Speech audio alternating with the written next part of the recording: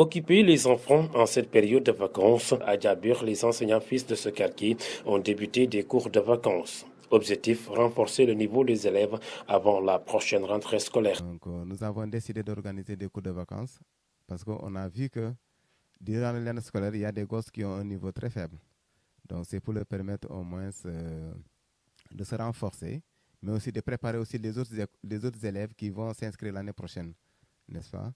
Donc, c'est pour ça que nous organisons ces cours de vacances-là. C'est pour les renforcer, essayer de les aider pour qu'ils soient performants à l'ouverture prochaine. Les cours de vacances, je peux dire que c'est un atout pour tout le monde, hein? Parce que les enfants qu'on laisse à la maison, ils peuvent vraiment fréquenter d'autres lieux. Et là, c'est très dangereux. Donc, s'ils restent vraiment à l'école avec les cours de vacances, ils sont en sécurité. On peut dire qu'ils sont en sécurité parce qu'ils sont suivis.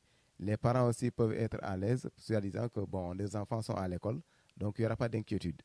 Donc, c'est pour cela que nous lançons aussi un appel aux autres parents à qui les enfants ne sont pas venus faire les cours de vacances, de les amener. Ce n'est pas parce que ce n'est pas l'argent qui est visé, c'est seulement aider ces enfants-là. Nous voulons au moins que ces enfants-là soient des repères au niveau de l'école. Ces enfants-là, à l'ouverture prochaine, ils peuvent être performants et l'école de Djabir, à partir de là, sera reconnue parce que nous visons l'excellence. Nous prenons les mesures barrières, nous les respectons. D'ailleurs, on a dit à chaque élève avant de venir que l'élève soit muni, n'est-ce pas, d'un bidon d'eau, n'est-ce pas, pour chaque élève. En plus, dans les classes, ils sont espacés. Chaque élève occupe une table. C'est vrai qu'ils ne sont pas nombreux. On essaie quand même de les gérer, n'est-ce pas, en respectant les mesures barrières. Donc, les élèves aussi viennent avec leurs masques. Ils portent des masques.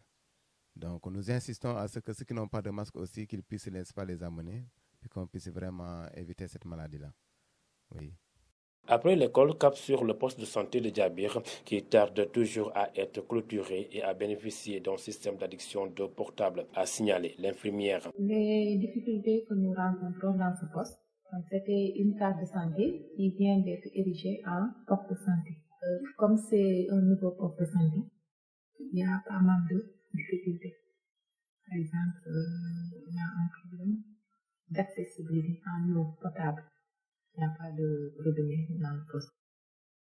Il n'y a pas aussi de puits, de point d'eau où on pourrait aller puiser de l'eau pour faire les tâches de cette structure sanitaire.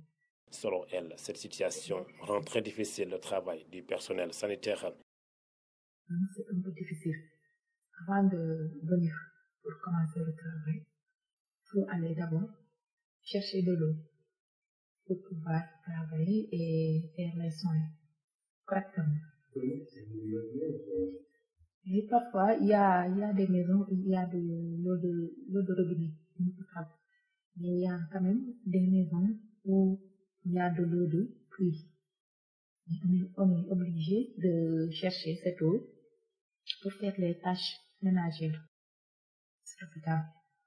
Mais quand il s'agit de boissons, on puise dans les maisons où il y a de l'eau de robinet. Elle sollicite l'appui des autorités locales et des personnes de bonne volonté. Dans la ville, le soutien est vraiment, on le sollicite, surtout au niveau des autorités. Si l'autorité vraiment peut aider le poste à avoir de l'espace, parce que c'est un nouveau poste, donc il n'y a pas assez d'espace pour faire les autres soins, comme les accouchements que je viens de parler tout à l'heure.